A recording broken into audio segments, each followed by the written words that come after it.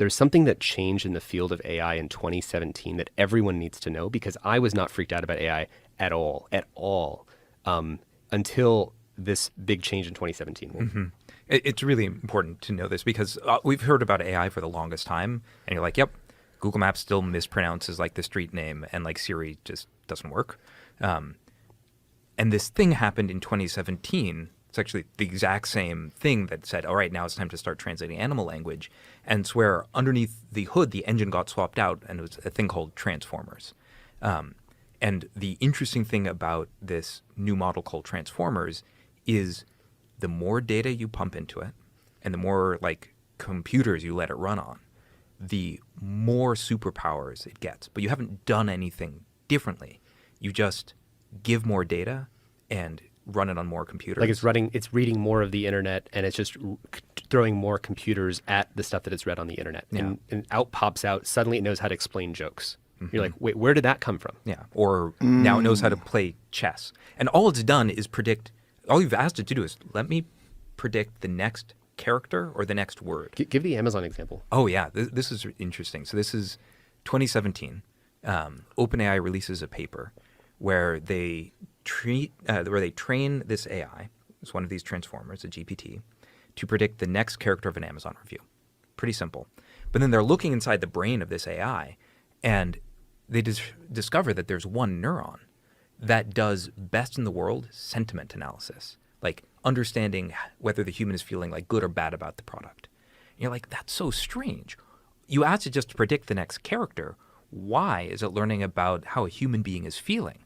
And it's strange until you realize, oh, I see why. It's because to predict the next character really well, I have to understand how the human being is feeling to know whether like the word is going to be like a positive word or a negative word. And this wasn't programmed? No. It That's was the key an thing. emergent behavior. Yeah. And it's really interesting that like GPT-3 had been out for I think a couple years. Until a researcher thought to ask, oh, I wonder if it knows chemistry. And it turned out it can do research-grade chemistry at the level and sometimes better than models that were explicitly trained to do chemistry. Like there was these other AI systems that were trained explicitly on chemistry, and it turned out GPT-3, which is just pumped with more, reading more and more of the internet and just like thrown with more computers and GPUs at it, suddenly it knows how to do research-grade chemistry. So you could say, how do I make VX nerve gas? And suddenly that capability is in there. And what's scary about it is that we didn't know that it had that capability until years after it had already been deployed to everyone. And in fact, there is no way to know what abilities it has. Another example is, you know, theory of mind, like my ability to sit here and sort of like model what you're thinking, sort of like the basis for being able to do strategic thinking. So like when you're nodding your head right now, we're like testing, like, how well are we explaining? Right. No one thought to test any of these, transformer-based models, these GPTs, on whether they could model what somebody else was thinking. And it turns out like GPT-3 was not very good at it. GPT 3.5 was like at the level, I don't remember the exact details now, but it's like at the level like a 4-year-old or 5-year-old. And GPT-4 like was able to pass these sort of theory of mind tests up near like a human adult. And so it's like it's growing really fast. And you're like, why is it learning how to model how other people think?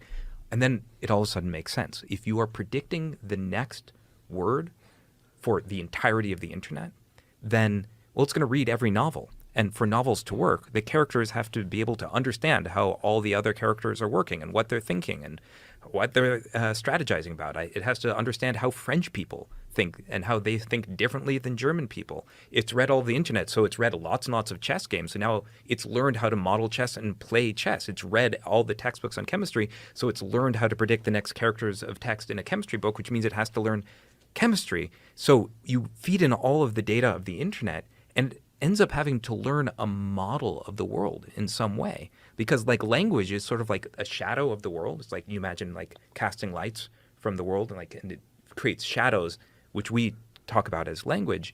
And the AI is learning to go from like that flattened language and like reconstitute, like make the model of the world. And so that's why these things, the more data and the more computers you throw at them, the better and better it's able to understand all of the world that is accessible via text and now video and image.